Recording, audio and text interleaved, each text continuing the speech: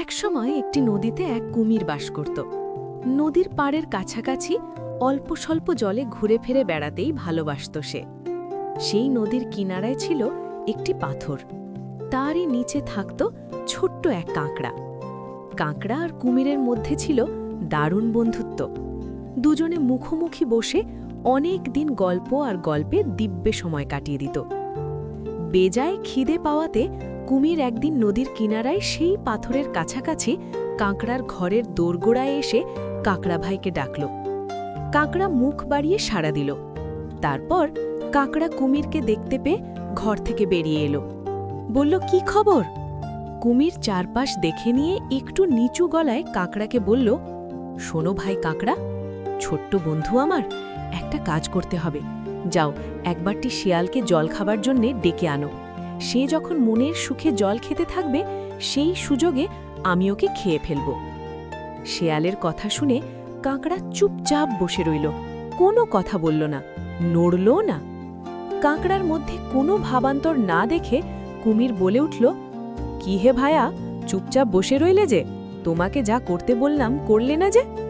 কুমিরের মুখের দিকে তাকিয়ে কাঁকড়া জবাব দিল, গিয়ে কোনো লাভ হবে না। আমি বললেও শেয়াল জল খেতে আসবে না। শেয়াল ভালো করেই জানে যে তুমি এই নদীতে ঘাপটি মেরে লুকিয়ে থাকো, কখনো মরার মতো ভেসে থাকো। সুতরাং শেয়াল আমার কথায় মোটেও বিশ্বাস করবে না, সে বড় বেশি চালাক। নদীর ধারে সবুজ গাছপালার ভেতরে ছিল একটা সুন্দর ফুলের গাছ।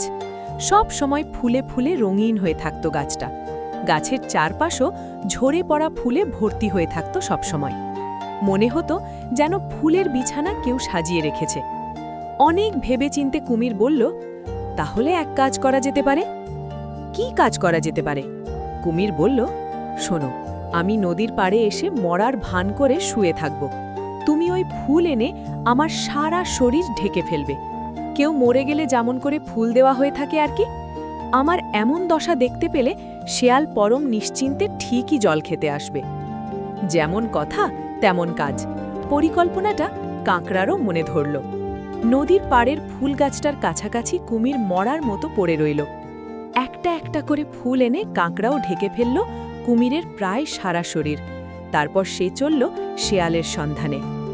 শেয়ালের সঙ্গে দেখা হতেই কাঁকড়া বলল, কি শেয়াল দাদা, নদীতে জল খেতে যাবে না? অনেক দিন তো তুমি জল টল খেতে যাচ্ছ না। নদীর জলটা কিন্তু আজকাল আরও বেশি পরিষ্কার। যাব কি করে, শয়তান কুমিরটা তো ঘাপটি মেরে পড়ে থাকে। তেষ্টা থাকলেও জল খাবার উপায় কোথায়?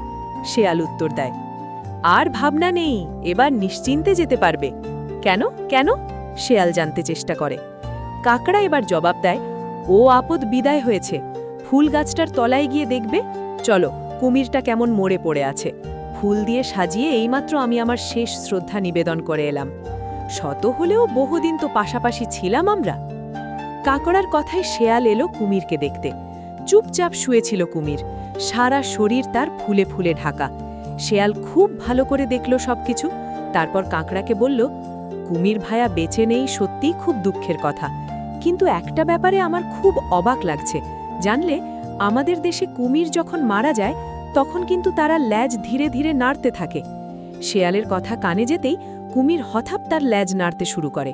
তা দেখেই শেয়াল সেখান থেকে দে ছুট। নদীতে আর জল খেয়ে কাজ নেই, কথাগুলি ওদের দিকে ছুঁড়ে দিয়েই বনের আড়ালে মিলিয়ে যায় শেয়াল।